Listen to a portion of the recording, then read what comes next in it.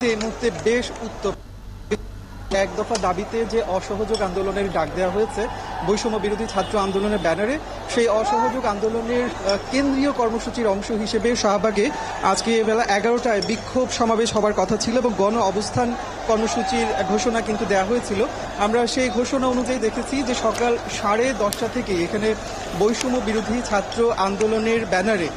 বিপুল সংখ্যক মানুষজন, শিক্ষার্থী, ছাত্র জনতা তারা শাহবাগ মোড় অবরোধ করেছেন। 10:30টার পর থেকে আমরা দেখেছি যে পুরো শাহবাগ চত্বর